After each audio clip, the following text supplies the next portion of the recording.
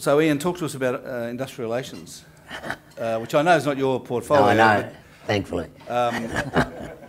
But the sort of things that David's talking about and other people are talking about in relation to all sorts of rising costs, what sort of hope can you give them as a future government?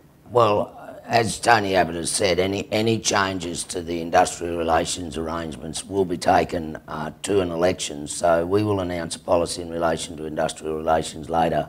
And I know that's always bad news for journalists, but the reality is that there's no point in having aspirations of being in government and then spending 6 months having a fight about nothing. The coalition, like the government, is aware of these issues.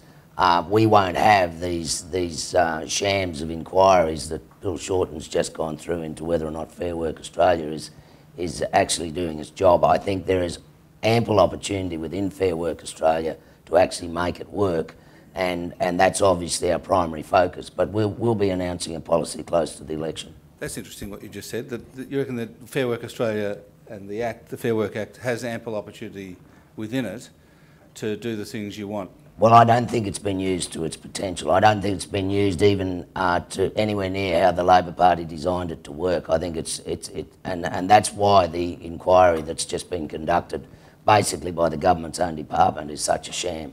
I mean, if you look at Fair Work Australia and you look at the Act, there are areas which the government has walked away from its initial decisions on. So I think that we will work within the framework that's there.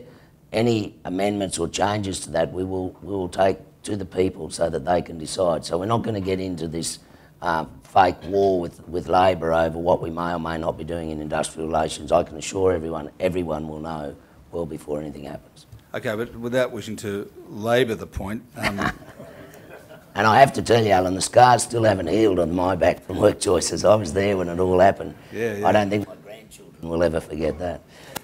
Yeah, that's right. No, well, look, okay, leaving aside specific policy and legislative changes, which may or may not occur, are you prepared to tell everyone in this room that you think you can make it so that they can have more control over their costs, their labour costs? I mean, just broadly speaking, without being specific, what's your commitment to the people in this room? I have to say that labour costs aren't being driven primarily by the Fair Work Act. They're being driven by companies competing against each other for scarce resources. I mean, I was told anecdotally that Impex has got a caravan outside the Shell refinery at Geelong trying to recruit operators for their plant in Darwin.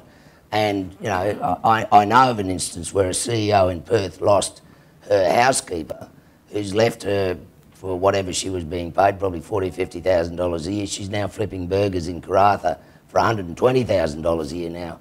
I have to say, that's not any regulatory process that's been put in place in industrial relations.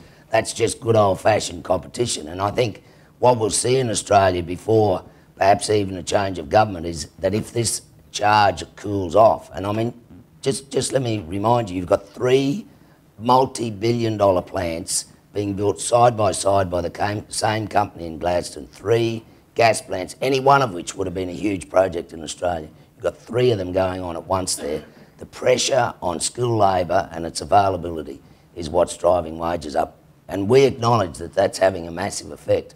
But I think we also acknowledge that when that construction phase cools down a bit, that we may see a readjustment. But it won't be done by government, it'll be done by companies who say, well, we're no longer desperate and we're going to pay these wages rather than those wages.